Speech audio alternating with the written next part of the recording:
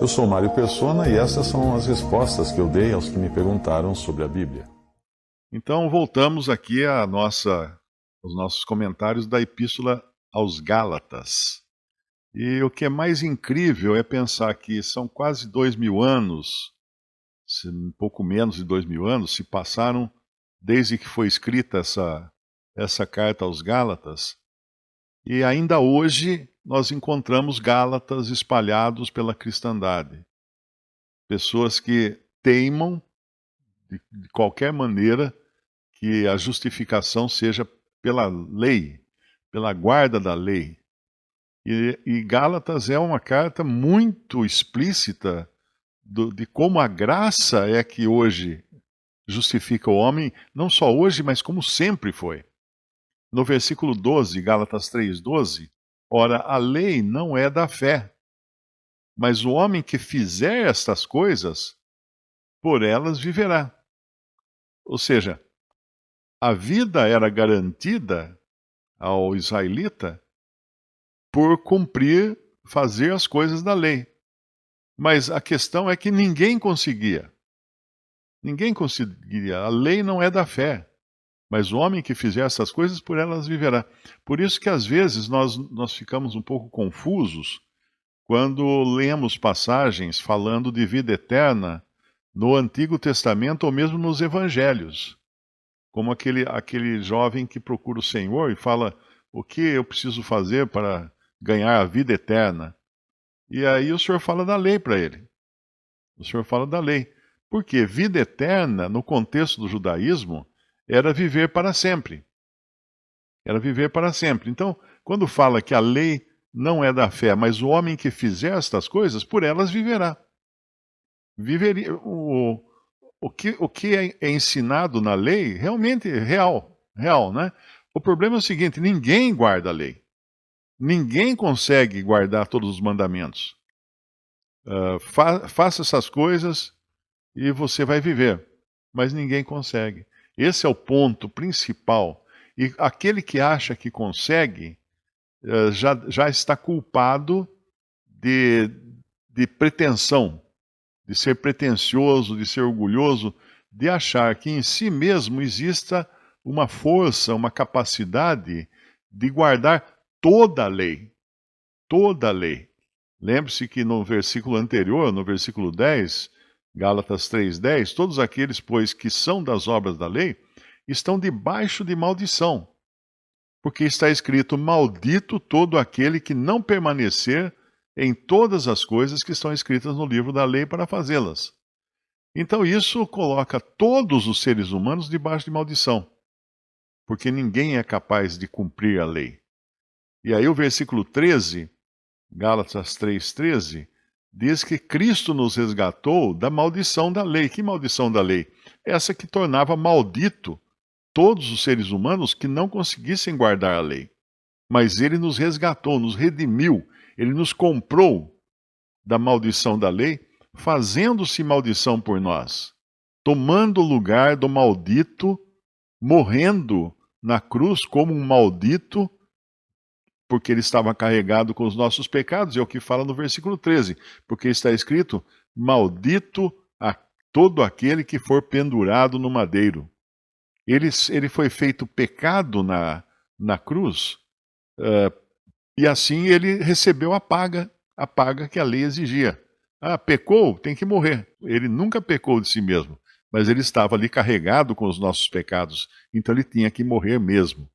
Alguém que rejeita, alguém que tenta se justificar pela guarda da lei, ele está desprezando a maior dádiva de Deus, que foi entregar o seu filho para morrer no lugar do pecador.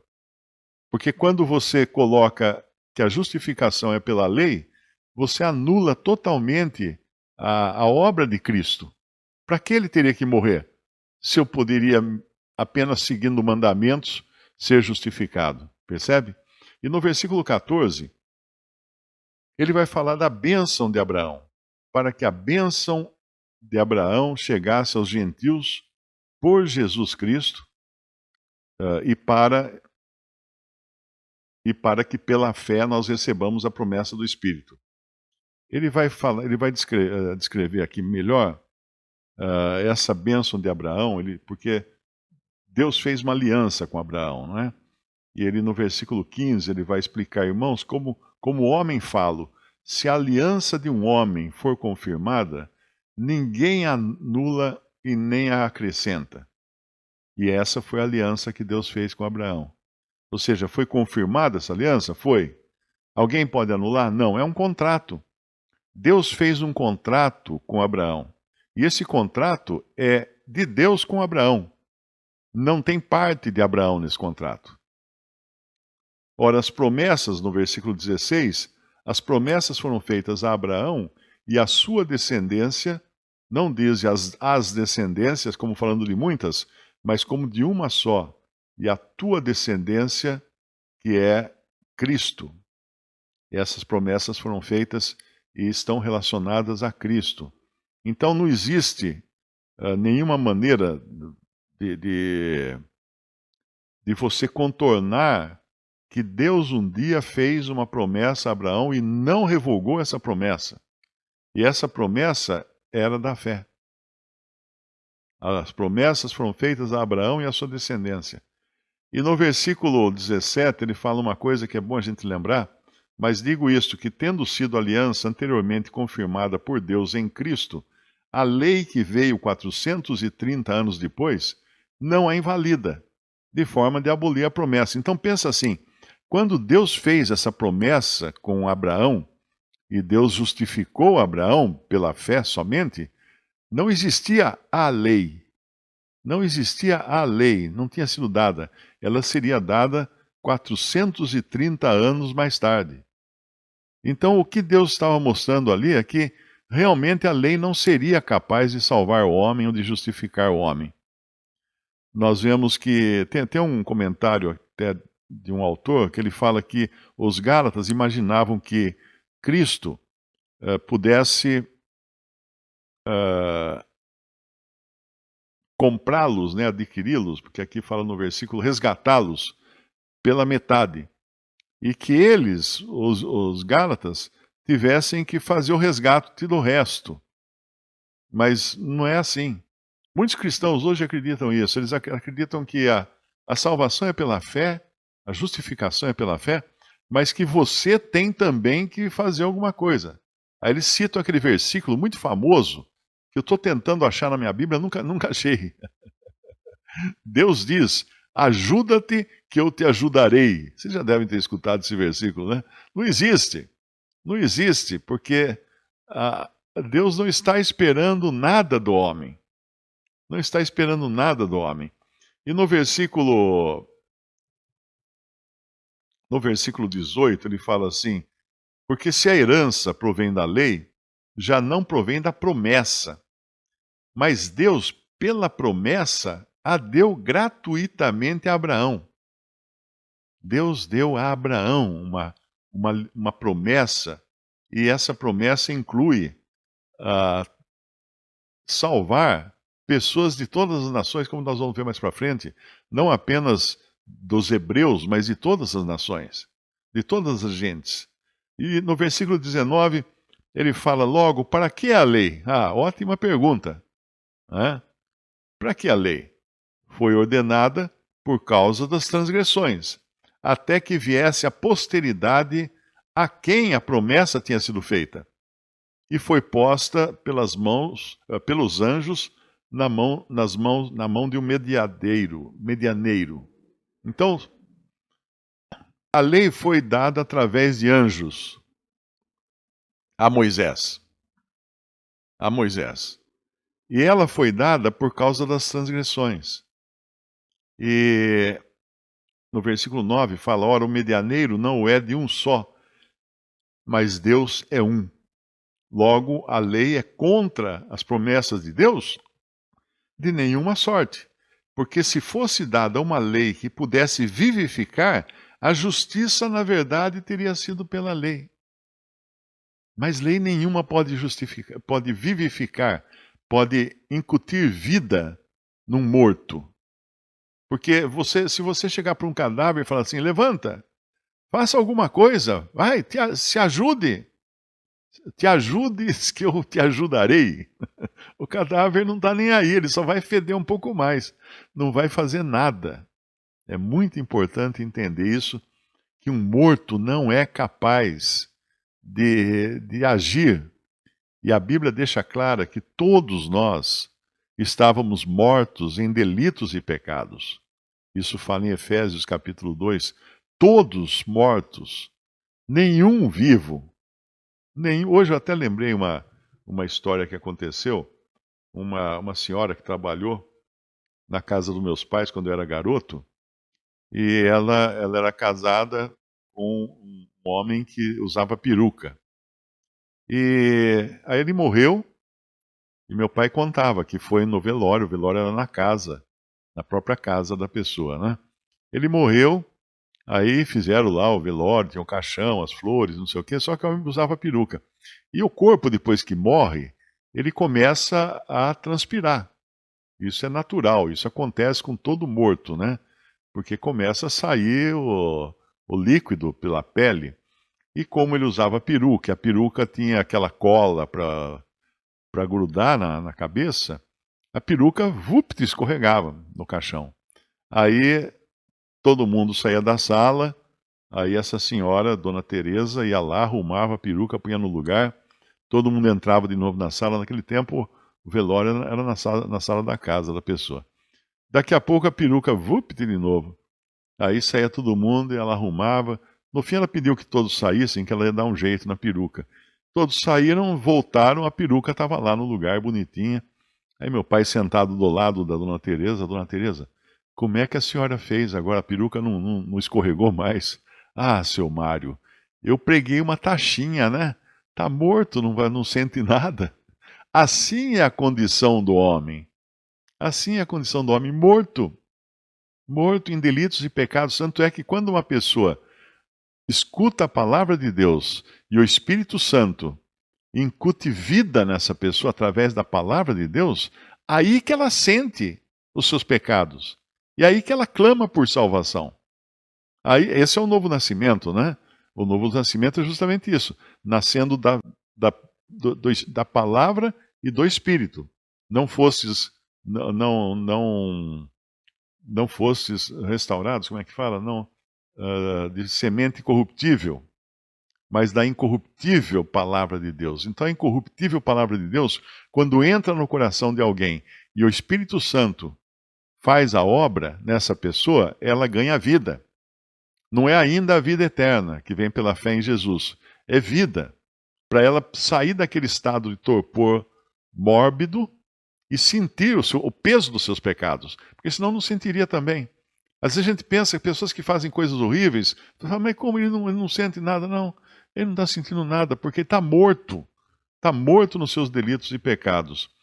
Mas aqui na frente nós vamos ler que no versículo 22, Gálatas 3, 22, mas a Escritura encerrou tudo debaixo do pecado.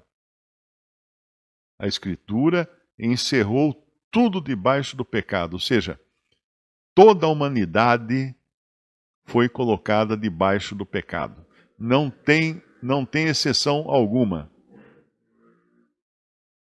Para que a promessa pela fé em Jesus Cristo fosse dada aos crentes. Então aquela promessa que foi feita a Abraão, que ele seria pai de muitas nações, ela só pode acontecer por causa de Jesus Cristo, pela fé em Jesus Cristo. E ele, aqui nesse versículo 22, tem 3 palavras aqui que são chave, né? Fé, para que a promessa pela fé em Jesus Cristo fosse dada, uma outra palavra-chave aqui, ou seja, não fosse vendida, mas fosse dada a quem? Aos crentes, aos que creem.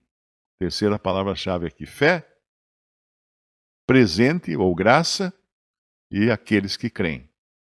Isso aqui é o que tira uma pessoa desse lugar de maldição em que a lei, em que a Escritura encerrou todas as pessoas. E no versículo 23 ele vai falar dos hebreus particularmente, porque a salvação vem dos judeus, né? Nós sabemos disso. como o Senhor fala para a mulher samaritana. No versículo 23, mas antes que a fé viesse, estávamos guardados debaixo da lei e encerrados para aquela fé que se havia de manifestar.